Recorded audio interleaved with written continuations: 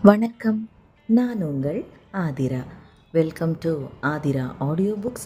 ராதையை கண்டு கொண்ட Kannan season 3 chapter 32ல் என்ன நடந்ததுன்னு பார்க்கலாமா? கியாஷின் நினைவுகளின் சந்தோஷத்தில் மூழ்கியிருந்த ராதிஷா அவளது மொபைல் ஃபோனை யதார்த்தமாக எடுத்து செய்திகளை பார்த்தாள். மோரா சிட்டிக்கு அருகில் 7.2 மேக்னிடியூட் அளவு நிலநடுக்கம். இதை படித்த மாத்திரத்தில் அதிர்ச்சி அடைந்தாள் ராதிஷா. அப்படியென்றால் கியாஷ் ஃபோனில் பேசிக் கொண்டிருந்தது இந்த நிலநடுக்கத்தை பற்றித்தானா? நிவாரணப் பணிக்கான வேலையை தொடங்குங்கள், நானே நேராக செல்கிறேன் என்று சொன்னாரே. என்னுடைய உயிர் அவ்வளவு முக்கியம் என்றால் எனது மக்களின் உயிரும் முக்கியம் எனக்கு என்று சொன்னாரே. அப்படியென்றால் நிலநடுக்கம் நடந்த இடத்திற்கு கியாஷ் செல்லத்தான் போகிறாரா? இது போன்ற நிலநடுக்கம் வரும்பொழுது அதற்கு பின்னும் ஒரு பெரிய நிலநடுக்கத்தை எதிர்பார்க்கலாம். அப்படி இருக்கும் பொழுது தெரிந்தே தனது உயிரை பணயம் வைத்து மோரா சிட்டிக்கு செல்வது எந்த விதத்தில் நியாயமாகும்? ஒரு மாநிலத்தின் முதலமைச்சராக கியாஷுக்கு இது போன்ற விஷயங்களில் ஈடுபடுவது சாதாரணமாக இருக்கலாம். ஆனால் ஒரு சாதாரண பெண்ணான ராதிஷா அதை எப்படி ஏற்றுக்கொள்ள முடியும்? அவர் நலமுடன் இருக்கிறாரா இல்லையா என்று தெரியாமல் அவள் எப்படி இங்கு நிம்மதியாக இருக்க முடியும்? மேலும் நிலநடுக்கத்தை பற்றிய செய்திகளை ஆராய்ந்து கொண்டிருந்த போது சில தொண்டு நிறுவனங்கள் அங்கு மீட்பு பணிக்கு செல்ல தொண்டர்களை சேகரித்து கொண்டிருப்பதை கவனித்தாள். சேர விரும்பும் தொண்டர்கள் ஏற்கனவே இதுபோன்ற மீட்பு பணியில் பங்கேற்றவர்களாக இருக்க வேண்டும். அதேபோல் மருத்துவ பரிசோதனைக்கு அவர்களை தொண்டர்களாக சேர்த்து கொள்வார்கள். ராதிஷா முதலுதவி பற்றிய சான்றிதழ் படிப்பை படித்திருக்கிறாள் மற்றும் தற்காப்பு கலை அறிந்தவள். அதனால் அவள் மேல் உள்ள நம்பிக்கையில் எப்படியாவது அந்த தொண்டு நிறுவனத்தில் போய் சேர வேண்டும் என்று முடிவெடுத்தாள் ராதிஷா. அவளுடைய ரெஸ்யூமை தேடி எடுத்து அதை அந்த தொண்டு நிறுவனத்திற்கு அனுப்பி வைத்தாள். இனி அவர்கள் சொல்லும் வரை இவள் காத்திருக்கத்தான் வேண்டும்.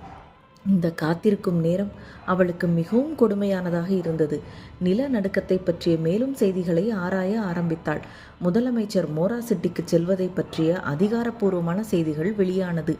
ராதிஷாவின் ட்விட்டர் பக்கங்களில் பலதரப்பட்ட விமர்சனங்களை படிக்க முடிந்தது. சிலர், இப்படி ஒரு அமைச்சர் நமக்கு கிடைத்தது மிகவும் பாதுகாப்பான உணர்வை தருகிறது. நிம்மதியாக இந்த மாநிலத்தில் நாம் வசிக்க நமது முதலமைச்சர் நிச்சயம் நமக்காக இருப்பார் என்ற நம்பிக்கை இருக்கிறது என்றனர். இன்னும் சிலரோ, இது எல்லாம் முதலமைச்சர் அரங்கேற்றும் நாடகம்தான். எந்த மடையனாவது இந்த நிலைமையில் நிலநடுக்கம் நடந்த இடத்திற்கு உயிரை பணயம் வைத்து செல்வானா என்றனர். இது போன்ற விமர்சனங்கள் சமூக வலைதளங்களில் எழுதும் இவர்கள் மற்றவர்கள் முன் முகத்தை காட்ட துணிவில்லாதவர்கள். திடீரென்று இரு குழுக்களாக பிரிந்து ஒருவரை மாற்றி ஒருவர் வசைப்பாடி கொண்டிருப்பர்.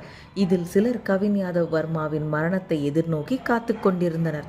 இதையெல்லாம் பார்க்க பார்க்க ராதிஷாவின் அமைதி குலைந்தது. அதே கோபத்துடன் ஃபோனை எடுத்து அவள் பேச விரும்பாதவனின் மொபைல் நம்பருக்கு டயல் செய்தாள். அந்த புறம் ஃபோனை எடுத்தவன் ஒரு வார்த்தை கூட பேசாமல் அமைதியாக இருந்தான். நீ இன்னும் ஷில்லாங்கில்தான் இருக்கிறாயா என கேட்டாள் ராதிஷா. நீ என்ன நினைக்கிறாய் என்று வேண்டா வெறுப்பாக பேசியது சர்வேஷ். எப்பொழுதுமே கேட்கும் கேள்விகளுக்கு நேராக பதில் சொல்ல மாட்டாயா? ஷில்லாங்கில்தான் இருக்கிறாயா என்று கேட்டேன் என்று கோபத்துடன் கேட்டாள் ராதிஷா. உனக்கு என்ன வேண்டும் அதை சொல் என்றான் சர்வேஷ். ராதிஷா சர்வேஷின் அத்தை மகள்தான் என்றாலும் ராதிஷாவின் கோபமும் அவனை உதாசீனப்படுத்தும் குணமும் அவனுக்கு பிடிக்காது. அவனது அத்தை ராதாவிற்கும் மாமா கிருஷ்ணனுக்கும் ராதிஷா விலை மதிப்பற்ற பொக்கிஷம்தான். அதற்காகத்தான் ராதிஷா அவன் மேல் எவ்வளவு கோபப்பட்டாலும் அவன் பொறுமையாக செல்வான். சிறு வயதில் தாயில்லாமல் வளர்ந்தவளாயிற்றே, கொஞ்சம் அவ்வப்போது அவள் கோபப்படுவதை அவன் பெரிதாக எடுத்துக்கொள்வதில்லை.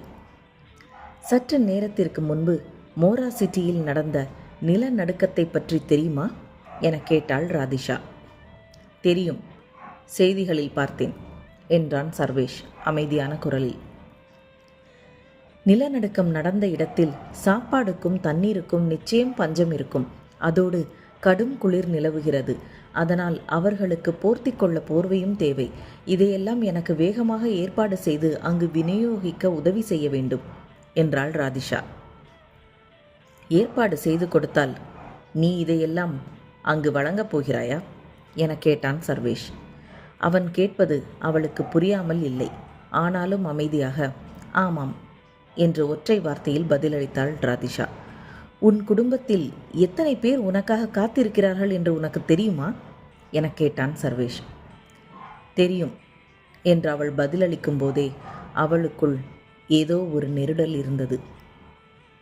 ஆனாலும் அவள் தன்னுடைய கியாஷுக்காக இந்த பயணத்தை ஏற்றுக்கொள்ளத்தான் போகிறாள்.